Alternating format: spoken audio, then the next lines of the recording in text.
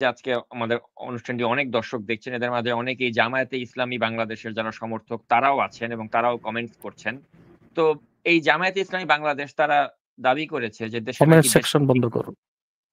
জি, দেশপ্রেমিক আবার দুটি সরি। জি, দেশে নাকি দেশপ্রেমিক ২ টি ফোর্স আছে। একটি হচ্ছে সেনাবাহিনী এবং অন্যটি জামায়াতে ইসলামী। তাদের এই দাবিকে কি আপনি সমর্থন করেন?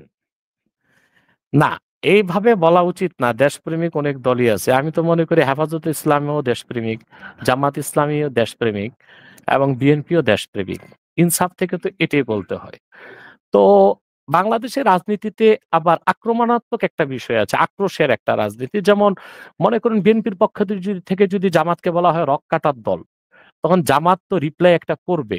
তখন তারা তো এটা বলবে যে বিএনপি হচ্ছে লুটপাটের দল। এভাবে মানে আক্রমণ থেকে অনেক কথাই হয়ে থাকে, যেটা ইনসাফের মানদণ্ডে হয়তোবা উত্তীর্ণ নয়। হয়তোবা না, অবশ্যই উত্তীর্ণ নয়। দেশপ্রেমিক অনেক দলই বাংলাদেশে আছে। আচ্ছা। তো এবার আমরা অনুষ্ঠানের শুরুতে যে প্রসঙ্গটাতে আলাপ করছিলাম সেটা একটু আপনার কাছে আরেকটু বিস্তারিত ব্যাখ্যা আমি জানতে চাই। তো আমি এভাবে আপনাকে প্রশ্নটা করব যে, যেহেতু বাংলাদেশে ইসলামী শরিয়া আইন বাস্তবায়ন হয়নি, তাই অনেকেই এটাকে একটি এমন রাষ্ট্র হিসেবে দেখতে চায়, যাতে সব ধর্মের এবং সব মতের মানুষের সহাবস্থান থাকে। অথচ আপনি এবং আরো অনেক স্কলার রয়েছেন, যাদের বক্তব্য থেকে মনে হয় যে আপনারা এই দেশে নাস্তিক বা সমকামীদের ব্যাপারে অত্যন্ত কঠোর। এবং সমকামী বা নাস্তিকদের আপনারা দেশ ছাড়াও করতে চান। তো তাদেরকে এই দেশে বাস করতে দিতে আপনাদের আসলে আপত্তির জায়গাটা কোথায়? সেটা একটু ইসলামের আলোকে জানতে চাই। খুব সুন্দর প্রশ্ন করেছেন আপনি। প্রথম কথা হচ্ছে যে মুসলিম রাষ্ট্রগুলোর মধ্যে সৌদি আরাবিয়া সেটা একটা শরিয়া রাষ্ট্র।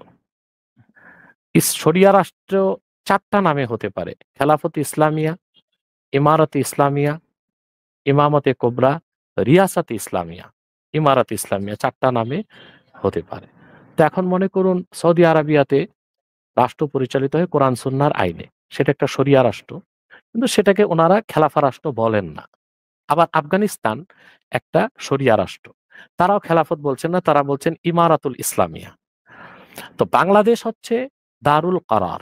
দারুল হার্ব না, আবার দারুল ইসলামও না, দারুল কারার। অর্থাৎ এখানে মুসলিম সংখ্যাগরিষ্ঠ এবং এখানে নামাজ রোজার কোনো বাধা বা বিঘ্ন নেই।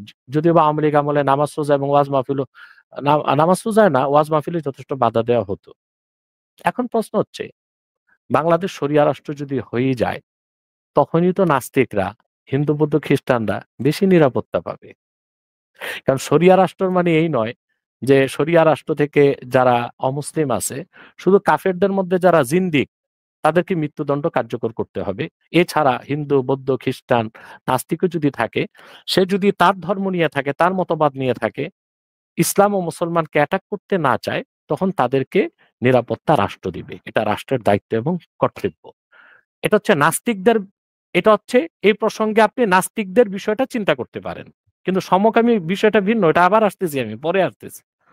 এখন দেখুন, শরিয়া রাষ্ট্র বাংলাদেশ হয় নাই বলেই তো এদেশে কোনো সুষম বন্টন নাই এবং মানবাধিকারও প্রতিষ্ঠিত হচ্ছে না।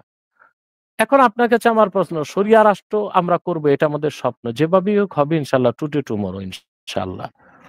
পৃথিবীতে যে দেশগুলো শরিয়া রাষ্ট্র তো দূরে থাক, মুসলিম সংখ্যাগরিষ্ঠ রাষ্ট্র নয়, যারা নিজেদেরকে ওয়েলফেয়ার স্টেট, কল্যাণ রাষ্ট্র বলে দাবি করে, মনে করুন সিঙ্গাপুর আমাদের কাছে, যেটাকে বলা হয় যে richest and cleanest state in south Asia, একটা কল্যাণ রাষ্ট্র। আমি বহুবার সেখানে ওয়াজ মাহফিলের সুবাদে গিয়েছি এবং সবচেয়ে আশ্চর্যজনক তথ্য হচ্ছে সিঙ্গাপুরে বাংলাদেশ থেকে যাওয়া কোনো আলেম মাঠে বয়ান করতে পারে নাই, কিন্তু আমি সেখানে চুয়াচুকাং নামক এলাকায় বড় ফিল্ডে প্রোগ্রাম করেছি আলহামদুলিল্লাহ। এখন সেখানে আর ভিসা দেওয়া হচ্ছে না আমাকে বা কোনো আলেমকেই ওয়াজ নসিহতে যেতে। কেন দেওয়া হচ্ছে না? দেওয়া হচ্ছে না এই জন্য, অজুহাত হচ্ছে বাংলাদেশের হোলি আর্টিজানে যে একটা ঘটনা ঘটেছিল। কারণ হোলি আর্টিজানের ঘটনা ঘটলো বাংলাদেশ, আর সে দেশের মুসলিমরা স্কলারদেরকে নিয়ে বয়ান শুনতে চায়, সেখানে স্কলারদের যেতে দেওয়া হচ্ছে না। তো এটাই কি কল্যাণ রাষ্ট্রের কাজ? একজন স্কলার যেতে পারবে না? আমার 23 সালে প্রোগ্রাম ছিল ব্রিটেনে, 7টা প্রোগ্রাম ছিল আমার। সেখানে আমাকে 4টা প্রোগ্রাম জোর করে করতে হয়েছে। আর সেন্ট্রাল লন্ডনে যে প্রোগ্রাম ছিল, আমার বিরুদ্ধে সেখানে নেমেছিল মূলত নাইজেল ফারাজ, ব্রেক্সিট আন্দোলনটা যে করেছিল। সে শুধু আমার বিরুদ্ধে, নাইজেল ফারাজ সেখানে 23টা প্রতিবেদন করেছে এবং যেদিন সেন্ট্রাল লন্ডনের প্রোগ্রাম, সেদিন সে প্রশাসনকে বলেছে যে আমরা লং মার্চ করবো আব্বাসীর বিরুদ্ধে। প্রশাসন রিকোয়েস্ট করে আমাদেরকে আর করতে দেয়নি। তো বলুন, প্রশাসনের অনুমতিতে হল ভাড়া করে সেন্ট্রাল লন্ডনে একটা প্রোগ্রাম হবে, আর আমি কখন রানীকে কি বলেছি বা আল কায়দার পক্ষে কি বলেছি, সেই অজুহাতে আমার প্রোগ্রাম বন্ধ করে দেওয়া হবে। তো কি ব্রিটেনেও কি মুসলমানদের অধিকার রক্ষা করা হচ্ছে? আমেরিকাতে যান, সেখানে যখন তখন মুসলমানদেরকে গুলি করে হত্যা করা হচ্ছে। কয়েকটা ঘটনা 23 সালে ঘটেছে, 24 সালে ঘটেছে। কৃষ্ণাঙ্গদের উপর যখন তখন নিপীড়ন নির্যাতন চলছে। আপনি কি দেখেন নাই নিউজিল্যান্ডে কি হয়েছে? নামাজরত কয়শো মুসল্লিকে হত্যা করা হয়েছে ব্রাশ ফায়ার করে। অথবা পৃথিবীর যে দেশগুলো ডেমোক্রেসি আর ধর্মনিরপেক্ষতার কথা বলে, তারাই কিন্তু মুসলিমদের অধিকার দিতে পারছে না। অপরদিকে দেখুন আফগানিস্তান, সেখানে শরিয়া রাষ্ট্র প্রতিষ্ঠিত হওয়ার পর আজ পর্যন্ত সেখানে প্রচুর বৌদ্ধ আছে। বৌদ্ধ মন্দিরও আঘাত করা হয় নাই, কোনো বৌদ্ধের গায়েও আঘাত করা হয় নাই, বরং তাদেরকে স্বাধীনভাবে ধর্ম পালনের সুযোগ দেওয়া হয়েছে। অতএব শরিয়া রাষ্ট্র বাংলাদেশে প্রতিষ্ঠিত হলে কোনো নাস্তিককে আমরা আঘাত করব না, কিন্তু কোনো নাস্তিক যদি ইসলামকে আঘাত করে তাকে ছাড়বো না। কোন মুসলিমকে আমরা আঘাত করব না, কিন্তু কোন মুসলিম যদি ইসলামকে আঘাত করে আমরা ছাড়বো না। এবার আসুন সমকামী প্রসঙ্গ। সমকামিতা এটা তো মানবিকতা না, এটা তো পাশবিকতা। আপনি জানেন জুলজিস্ট যারা প্রাণীবিজ্ঞানী, তাদের মতে প্রাণীদের মধ্যে সমকামিতা নাই, বরং প্রাকৃতিকভাবে আল্লাহ তাআলা তাদের মধ্যে যে নিয়ম রেখেছেন, তারা সেভাবেই তাদের মধ্যে যৌন সম্পর্কটা করে থাকে। শুধুমাত্র মানুষের মধ্যে সমকামিতা এটা কেন আসলো? তার কারণ হচ্ছে পশু পাখির কাছে শয়তান যায় না, মানুষের কাছে শয়তান আসে। অতএব শয়তানের মাধ্যমে এই সমকামিতার খাসলতটা কিছু চরিত্রহীন মানুষের মধ্যে এসেছে। পৃথিবীতে ধর্মগুলোকে যদি ভাগ করেন তো কি দেখতে পান? ইসলাম, ইসলামের তো সবকিছুর ঊর্ধ্বে। Islam is the last, Islam is the best, Islam is fully completed by almighty Allah. ইসলামই শেষ, ইসলামই চূড়ান্ত, ইসলাম আল্লাহ তাআলা কর্তৃক পরিপূর্ণ। ১,৫০০ বছর আগে নূর নবীজি মুহাম্মদ মুস্তাফা সাল্লাল্লাহু আলাইহি ওয়াসাল্লামের মাধ্যমে আল্লাহ পূর্ণাঙ্গ জীবন বিধান ইসলাম আমাদেরকে দিয়েছেন। এছাড়া অন্য যে ধর্মগুলো আছে কিছুটা অনেক ধর্ম বিকৃত, কোন ধর্ম মিথ্যা আশ্রিত, কোন ধর্ম প্রথা সর্বস্ব, কোন ধর্ম সাংস্কৃতিক। যেমন ইহুদি ধর্ম, খ্রিস্টান ধর্ম, এগুলোকে বলা হয় স্ট্যাটিক রিলিজিয়াস, অর্থাৎ কখনো আসমান থেকে এসেছিল, পরে রিজেক্ট হয়ে গেছে। হিন্দু ধর্ম, বৌদ্ধ ধর্ম, এগুলো হচ্ছে কালচারাল রিলিজিয়াস, সংস্কৃতি নির্ভর ধর্ম। এজন্য যে হিন্দু রামকৃষ্ণকে বিশ্বাস করে না, সে নিজেকে হিন্দুই বলে, সংস্কৃতি মানে সে। বৌদ্ধদের মধ্যে একই অবস্থা। আর কিছু ধর্ম হচ্ছে স্যাটানিক রিলিজিয়াস, একান্তই যেটা শয়তান তৈরি করছে। এর মধ্যে একটা হচ্ছে ফ্রি ম্যাসন্স, ইহুদিদের থেকে এই ধর্মটা এসেছে, একেবারে শয়তানি একটা ধর্ম। এই ধর্মর মাধ্যমেই পৃথিবীতে এই সমকামিতাকে ব্যাপকভাবে ছড়িয়ে দেওয়া হয়েছে। সমকামিতা যেটা, বাংলাদেশে যারা সমকামী আছে তাদেরকে জর্জ সরোসি ফান্ডিং করছে, এবং এই ফান্ডের মাধ্যমেই তারা এই সমকামিতাকে বাংলাদেশের মধ্যে প্রচার করছে। তারপরও কথা হচ্ছে, আমরা সমকামী দেখবো আর মেরে ফেলবো শরিয়া রাষ্ট্র হলে, বিষয়টা এমন না। যদি ঘরের ভিতর কেউ সমকামিতা করে, ওটা দেখার দায়িত্ব আমাদের না, কিন্তু সমকামীরা যদি আইনি বৈধতা চায়, তখন কি দেয়া যায়? ফ্রিডম অফ স্পিচ বা ফ্রিডম অফ এক্সপ্রেশন, বাক স্বাধীনতা বা মুক্তিচিন্তা যা মনে যা আসলো তাই করব। এখন মানুষের মনে যা আসে সেটাকে যদি আপনি আইনি বৈধতা দেন, তো সমাজ আর রাষ্ট্র কি থাকে? সমাজের চেক এন্ড ব্যালেন্স কি থাকে? রুলস রেগুলেশন কি থাকে? মনে করেন এখন বাংলাদেশে যারা কিশোর গ্যাং, তারা যদি সব মিলে ফ্রিডম অফ এক্সপ্রেশন, মুক্তচিন্তার দোহাই দিয়ে বলে যে আমাদেরকে 2 ঘন্টা বাংলাদেশের যে কোনো জায়গায় চুরি ডাকাতি করার সুযোগ দিতে হবে, এটা আমার অধিকার, এটাকে আমরা মেনে নিব? মানা যেতে পারে? তারপর বাংলাদেশের যারা ভিক্ষুক আছে, তা দেখবেন বনানী গুলশানে লিখে দেওয়া আছে ভিক্ষুক মুক্ত এলাকা। এখন যদি ভিক্ষুকরা সব মিছিল করে যে কেন বাংলাদেশ স্বাধীন রাষ্ট্রে আমি বনানী আর গুলশান যেতে পারবো না কেন? সুদখোর, চোর, দুর্নীতিবাজ গুলশান বনানীতে থাকতে পারবে, আর আমরা গরিব মানুষ ভিক্ষা করতে যেতে পারবো না, তাও কি হয়? এখন এটাকে প্রশাসন মেনে নিবে? এটাকে অমানবিক বলবে? শৃঙ্খলা রক্ষা এটা করা হচ্ছে। অতএব ঘরে ঘরে সমকামী থাকবে, আমাদের সমস্যা নেই, ওটার হিসাব ওরা হাসুরে দিবে। কিন্তু সমকামিতাকে যদি বৈধতা দেওয়া হয় আইনি, তখন আর সমাজ থাকে না, রাষ্ট্র থাকে না। আপনাকে একটা উদাহরণ দিচ্ছি। এখন যে সমকামী যারা, এটা হচ্ছে আপনার থার্ড ওয়েভ ফেমিনিজম। এই আন্দোলনটা শুরু হয়েছিল আমেরিকায়, নারীবাদী আন্দোলন।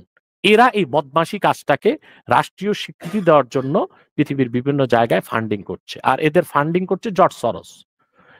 আর এটার বিরুদ্ধে হচ্ছে ইলন মাস্ক, সে আবার ট্রাম্পকে দিয়ে এই সমকামিতার বিরুদ্ধে কাজ করাচ্ছে। আল্লাহর কি হুকুম দেখুন, লোহা দিয়ে লোহা কাটা হচ্ছে, কাটা দিয়েই কাটা তোলা হচ্ছে। কিন্তু আমাদের দেশে যারা নারীবাদী সমকামী এদের প্রচুর টাকা চলে আসছে জর্জ সরস থেকে। যেমন জর্জ সরস পৃথিবীর ১২টা ইউনিভার্সিটিকে $1 বিলিয়ন দিয়েছে সমকামিতাকে প্রমোট করার জন্য। আর দুঃখজনক সত্য ১২টা ইউনিভার্সিটির একটা হচ্ছে বাংলাদেশের কলঙ্কিত ব্র্যাক বিশ্ববিদ্যালয়। তারা সেই ১ বিলিয়নের ভাগ পেয়েছে। আমাদের কাছে এভিডেন্স আছে, ডকুমেন্টস আছে।